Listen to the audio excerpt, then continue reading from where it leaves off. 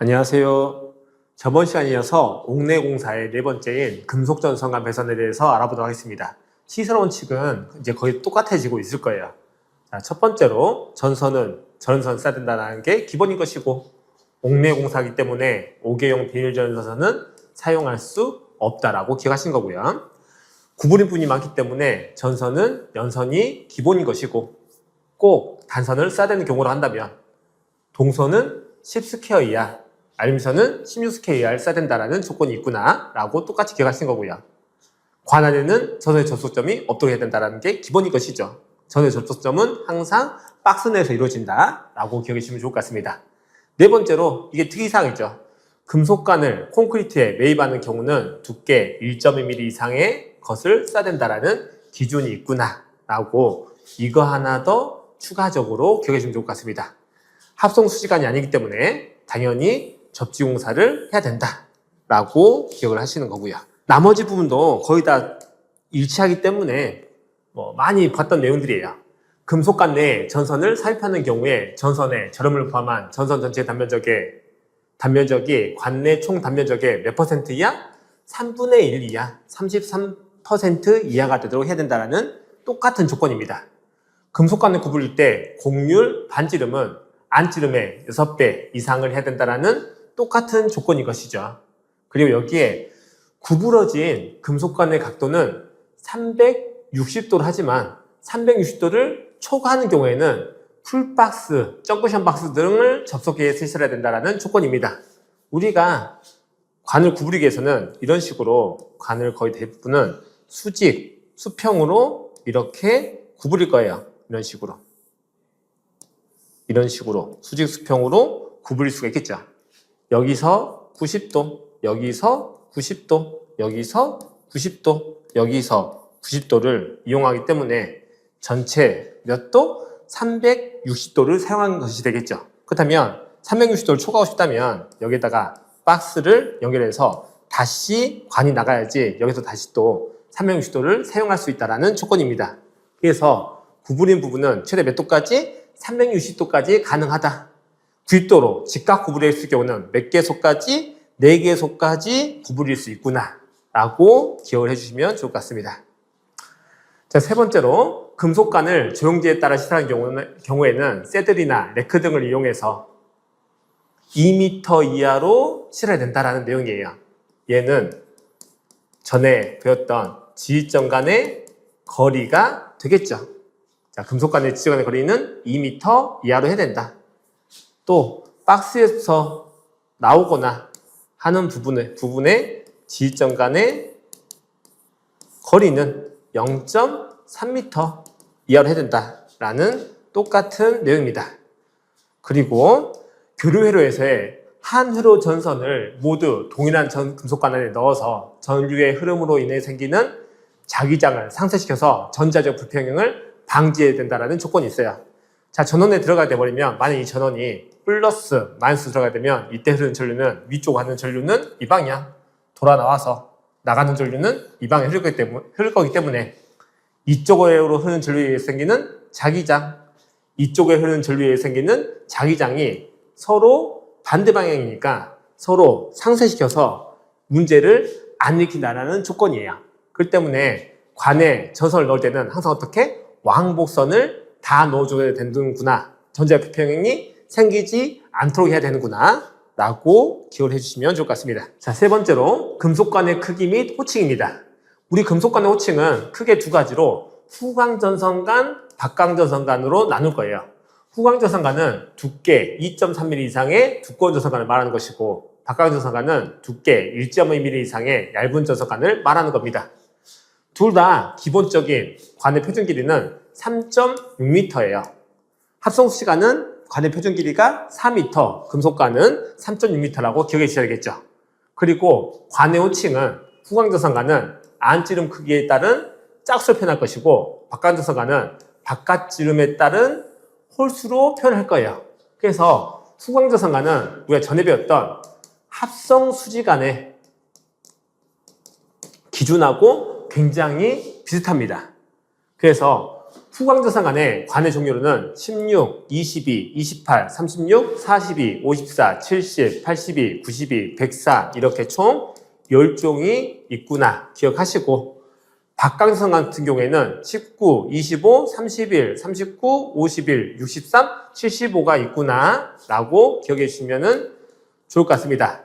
마지막으로 금속관에 사용되는 배선 부품들에 대한 내용입니다. 자, 로크너트라고 하는 거는 금속관을 박스에 시설하기 위해서 박스에 구멍을 뚫어가지고 이쪽에다가 금속관을 집어넣고 여기를 너트로 이렇게 잠가야지 금속관이 빠지지 않겠죠.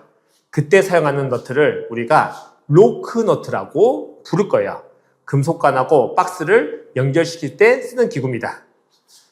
자, 반대로 합성 수지 관에서 관하고 박스를 연결시켜주는 기구는 커넥터라고 불러요. 금속관은 로크너트, 합성 수지관은 커넥터. 둘 다 관하고 관을 연결시켜주는 기구는 커플링이라고 부를 겁니다. 그러면 그 커플링 중에서도 유니언 커플링이라고 하는 커플링이 있어요. 얘는 관이 고정되어 있어서 회전시킬 수 없을 때 쓰는 커플링을 우리가 유니언 커플링이라고 부를 겁니다. 세 번째로는 부싱이라고 하는 기구가 있는데, 전에 우리가 배웠던 것처럼 관이 이렇게 있으면 우리가 원하는 크기만큼 파이프 커터로 관을 자르겠죠. 관을 자르면 관의 단면이 너무 날카로워서 위험하니까 리머 같은 걸로 관 끝을 매끄럽게 깔끔하게 마무리할 거예요. 근데 그렇게 한다 하더라도 이쪽에 전선이 들어가다가 전선이 걸리면 전선 피복이 긁히거나 상처를 입을 수가 있겠죠. 그래서 그런 걸 방지하기 위해서 겉이 고문되어 있는 이런 캡을 여기다가 씌워줄 겁니다. 이런 거를 우리가 부싱이라고 부를 거예요. 어떨 때 전선의 전원 피복을 보호하기 위해서 금속관 끝단에 부착해서 사용하는 거를 부싱이라고 부를 겁니다. 주로는 전선의 인입 시에 손상되는 걸 방지해 준 거를 부싱이라고 부를 거예요. 자, 네 번째로는 엔트러스 캡이라고 하는 게 있습니다. 자, 이러한 시설에서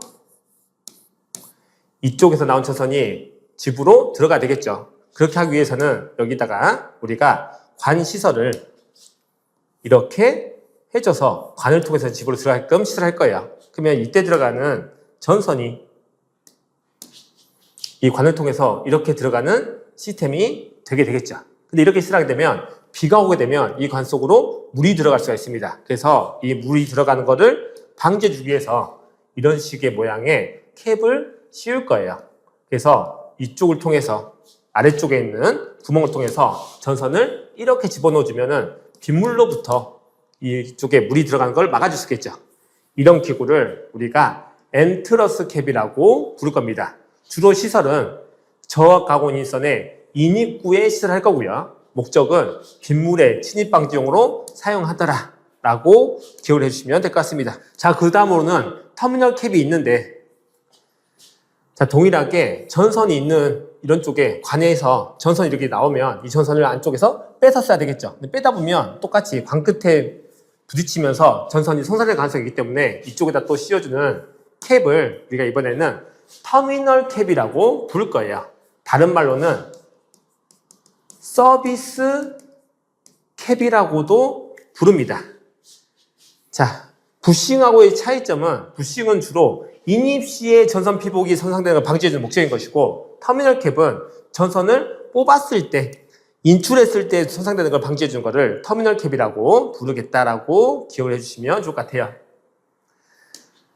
자, 6번 노멀 밴드라고 하는 밴드가 있습니다. 자, 우리는 그전까지는 금속관 이렇게 있으면 히키나 밴더를 통해서 관을 구부렸던 거죠. 근데 이렇게 구부리기에는 너무 힘들고 너무 그런 개수가 많기 때문에 이렇게 구부려져 있는 관을 만든 게 이제 노멀 밴드 유니버셜 엘보라고 생각하시면 될 것 같아요. 그럼 이쪽에다가 관을 연결시키고 이쪽에다가 관을 연결시키면 구부러짐 개소에 연결에 쓰이는 아주 좋은 기구가 되겠죠. 그래서 노멀 밴드라든지 유니버셜 엘보 같은 직각으로 구부러지는 경우에 사용하는 관이구나 라고 생각하시면 될 것 같고요.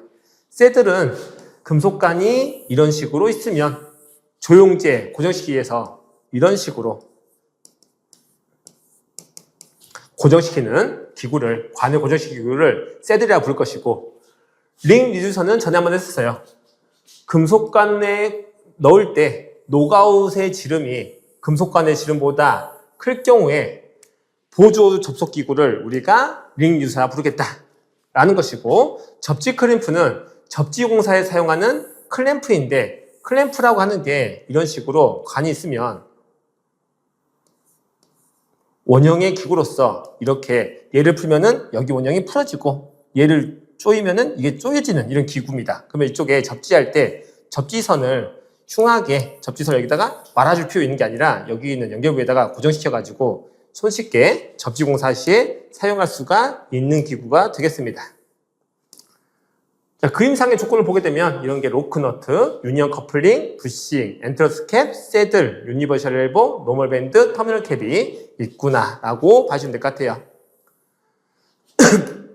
자, 그 다음은 가요전선간 배선이 있습니다. 기억하실 내용은 두께는 몇 미리? 0.8mm 이상의 관을 쓰더라 라는 거 기억하시고, 나머지 조건은 그렇게 어려운 게 없을 거예요. 똑같이 기본 전선 무슨 전선? 저런 전선 5개용 쓰면 된다는다? 안 된다. 전선은 기본, 연선. 단선 쓰고 싶으면 동선은 10스퀘어 이하, 알미선은 16스퀘어 이하. 전선관 안에는 전선의 접속점이 없도록 해야 된다 라는 것이고, 제2종 가요전선관은 노출 장소라든지 점검 가능한 은폐 장소로 건조한 장소에 한해서 사용할 수 있다 라는 내용도 있고, 옥내 배선의 사용자분 400V 초과 시에 전동기 접속과 가요성을 요하는 부분에 한해서 시설할 수 있다는 조건입니다. 기본적인 시설 어디서 할 수 있다? 전동기의 접속과 가요성을 요하는 부분에 한해서 시설할 수 있다라는 예의 조건이 사용 환경에 대한 제약이 있더라라는 것이고요. 반면에 제2종 가요전선관은 저압 옥내 배선 공사를 실시하는 모든 장소의 시설이 가능한 공사입니다. 얘도 합성수 시간이 아니기 때문에 접지 공사는 꼭 해야 된다 라는 내용이고요. 자, 그 다음은 가요전선관의 접속과 지지예요. 자, 가요전선관에 사용하는 기구로는 스플릿 커플링, 콤비네이션 커플링, 스트레이트 박스 커넥터, 앵글 박스 커넥터가 있다는 것이고, 우리가 전에 배웠던 것처럼 커플링이라고 하는 거는 관과 관을 연결시켜주는 기구인데, 스플릿 커플링은 둘 다 양쪽이 가요전선관을 연결시킬 때 쓰는 커플링이 스플릿 커플링, 그 다음에 관하고 관을 연결시키는 기구 중에 한쪽은 가요전선관, 한쪽은 다른 관인 금속관을 연결시켜주는 거를 우리가 콤비네이션 커플링이라고 부를 거예요. 자, 가요전선관, 금속관처럼 서로 섞여 있을 때 콤비네이션입니다. 피자도 콤비네이션 피자는 고기랑 야채가 섞여 있다라고 기억해 주셔도 될 것 같아요. 자, 그 다음으로는 가요전선관과 박스 접속 시에 사용하는 기구인데, 스트레이트 박스 커넥터는 스트레이트, 직선 연결해서 사용하는 박스 커넥터예요. 박스가 있으면 그때 사용하는 커넥터가 이렇게 생겨가지고 직선으로 이렇게 관이 연결되는 거를 우리가 스트레이트 박스 커넥터라고 부를 것이고, 앵글 박스 커넥터는 박스가 이렇게 있으면 커넥터 자체가 이렇게 직각으로 구부러져 있어가지고 이쪽에 관을 연결하게 되면 기본적으로 직각으로 구부러지는 데 사용할 수 있는 거를 우리가 앵글 박스 커넥터라고 부르겠다라고 기억하시면 될 것 같습니다. 자, 그 다음은 관을 구부릴 때 관의 곡률 반지름인데, 기본값은 관 한쯤에 몇 배 이상? 6배 이상을 해줘야 된다라고 전에 배웠던 내용하고 똑같은 건데, 예의 조건은 관을 제거하고 시설하는 것이 자유로운 경우라는 표현이 있다고 한다면, 그때는 관 한쯤을 몇 배? 3배 이상으로 해줘야 된다는 예의 조건이 하나 더 있구나 라고 기억하시는 거고, 전선 전체 단면적이 관 내 총 단면적에 어디까지 차지할 수 있느냐 라고 물어본다면, 기본은 3분의 1, 금속 덕트랑 금속 몰드만 20% 이하가 되도록 해야 된다 라고 기억하시는 거고, 마지막으로 가요전선 간의 지휘점 간의 거리는 1m 이하로 해야 된다 라는 거 기억해 주시면 될 것 같습니다. 자, 그 다음으로는 덕트 배선이에요. 첫 번째로 이제 금속 덕트인데, 금속으로 되어 있는 전에 배웠던 네모난 함이 되겠죠. 몰드보다 사이즈가 크기 때문에 폭은 4cm 이상이 돼야 됩니다. 두께는 1.2mm 이상이 돼야 된다라는 조건 하나 기억하시고 나머지도 또 별로 외울 내용이 없습니다. 덕트 내에는 전선의 접속점이 없게 된다라는 똑같은 내용이죠. 전선의 접속은 박스 내에서만 이루어져야 된다라는 내용이고, 세 번째로 덕트에 넣는 전선은 절연물을 포함한 단면적의 총합이 덕트 내부 단면적의 몇 퍼센트? 20% 이하가 되도록 실어야 된다라는 배웠던 내용이에요. 전선이 차지할 수 있는 단면적의 크기는 기본적으로는 3분의 1. 금속 덕트하고 금속 몰드만 20% 이하가 돼야 된다라는 조건을 기억하시는 거죠. 근데 이해 조건이 있습니다. 금속 덕트에서는 단 제어회로나 출퇴근, 표시 등 배선에 사용되는 전선만을 넣는 경우에는 50% 이하까지도 가능한 것이고, 그때 덕트 내에 넣는 전선은 몇 가닥 이상까지? 30가닥 이하까지만 사용 가능하더라. 몰드는 10가닥 이하까지만 사용이 가능하더라 라고 기억해 주시는 거고요. 다섯 번째로 덕트의 지지점의 거리는 3m 이하로 실어져야 되는구나 라고 외우시고, 거의 나오지 않지만 만약에 덕트를 이렇게 수직으로 배선한 경우에는 얘가 세워져 있다 보니까 이 경우에는 몇 미터? 6m 이하로 시술하는 것도 가능하더라 라고 기억해 주시면 될 것 같아요. 그리고 여섯 번째로는 덕트의 끝부분은 수분, 먼지, 쥐 등의 침입을 방지하기 위해서 당연히 밀폐시켜줘야 되겠죠. 이게 나오면 무조건 맞추셔야 돼. 덕트 끝부분 어떻게 해야 된다? 막아야 된다. 밀폐시켜야 된다. 합성수식이 아니기 때문에 반드시 접지공사를 시행해야 된다라는 조건이 있구나 라고 기억을 해주시면 될 것 같아요. 그 다음으로는 버스 덕트입니다. 버스 덕트라고 하는 거는 일반적인 금속 덕트가 이렇게 시설되어 있다고 한다면 그 안에 무엇이 나전선이, 그 안에 나전선이 이런 식으로 들어가 있는 덕트를 우리가 버스 덕트라고 부를 거예요. 그럼 나전선이 금속을 통해서 전류가 밖으로 나와버리면 안 되기 때문에 이 나전선을 자기재 절연물로 50cm 간격으로 이렇게 띄워서 치수하는 덕트를 우리가 버스 덕트라고 부를 겁니다. 나머지 규정은 거의 똑같아요. 자, 버스 덕트에서 지지점 간의 거리는 3m여야 된다라는 거고, 앞에부터 보셨던 금속 덕트, 버스 덕트의 지지점 거리는 몇 미터? 3m 이하구나 라고 기억하신 거고요. 덕트의 끝부분은 밀폐해서 먼지나 쥐, 수분의 침입을 방지된다 라는 내용인 것이고, 합성수식이 아니기 때문에 접지공사를 꼭 해야 되는구나 라고 기억하시면 될 것 같습니다. 그리고 버스 덕트의 종류로는 이런 것들이 있다라고 기억을 하시는 거고, 피더 버스 덕트라고 하는 거는 도중에 부하 접속이 불가능한 게 피더 버스 덕트, 플러그인 버스 덕트는 도중에 부하 접속이 가능한 게 플러그인 버스 덕트, 트롤리 버스 덕트는 도중에 이동 부하의 접속이 가능한 게 트롤리 버스 덕트라고 구분은 더 해주시면 좋을 것 같아요. 그러니까 만약에 이렇게 덕트가 있으면 이 덕트에 도중에 연결이 불가능한 게 피더 버스 덕트, 도중에 부하 연결이 가능하도록 콘센트가 있는 게 플러그인 버스 덕트, 도중에 이동하는 부하 연결이 가능하도록 여기에 있는 콘센트가 움직일 수 있는 게 트롤리 버스 덕트라고 생각하셔도 될 것 같습니다.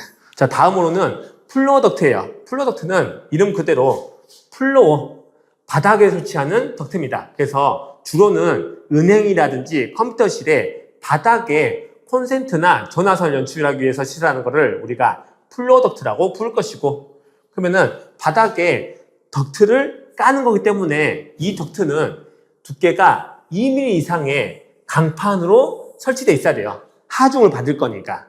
당연히 강도가 약한 알루미늄 판은 쓸 수가 없겠죠.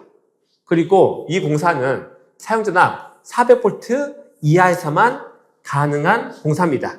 나머지 규정은 동일해요. 3분의 1 이하까지만 전선이 차지할 수 있더라.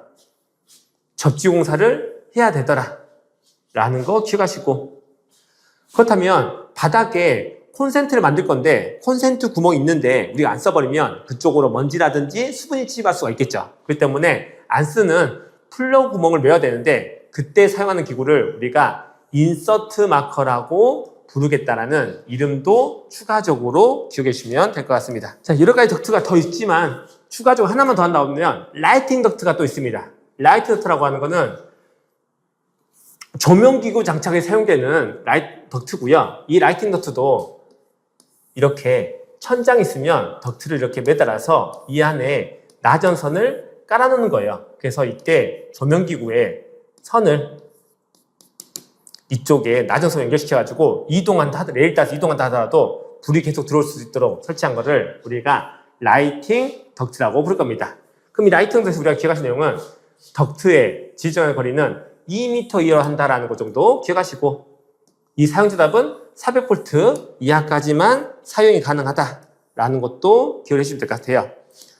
그 다음으로는 이제 케이블 배선인데 케이블에서는 나오는 것 정도로 위주로 좀 보면 좋을 것 같습니다.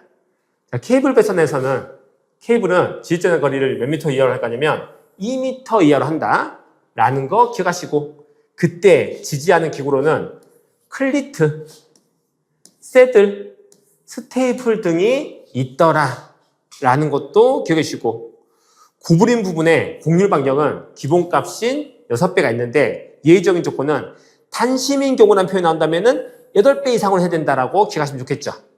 그래서 곡률 반지름 부분을 정리하면 기본적인 곡률 반지름은 6배로 세팅이 되어 있는데 관을 시설하고 제거하는 것이 자유로운 경우라는 표현이 나온다면 그때는 3배 이상만 해도 되는 것이고요. 지금처럼 단심인 경우라는 표현이 나온다면 그때는 8배 이상으로 해줘야 된다라고 정리해 주시면 될 것 같습니다.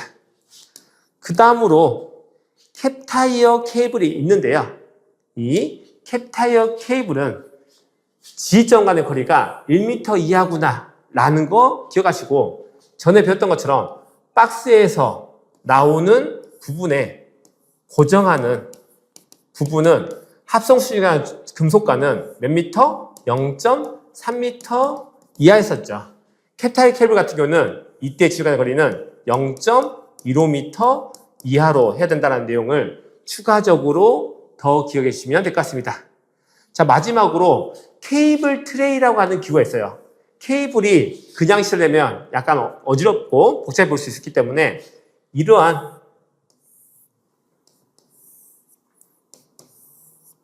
판 위에다가 우리가 케이블을 이렇게 올라갈 수 있도록 올리는 이 판대기를 우리가 케이블 트레이라고 부를 겁니다. 그럼 그 모양에 따라서 사다리처럼 이렇게 생긴 모양을 가지고 있는 거를 사다리형, 이쪽에 구멍이 이렇게 뻥뻥뻥 뚫리는 거를 우리가 통풍 채널형, 펀칭형, 그 다음에 이쪽이 하나의 망처럼 이런 식으로 되어 있는 모양이라면 얘는 바닥 통풍형 또는 메쉬형이 되는 것이고요.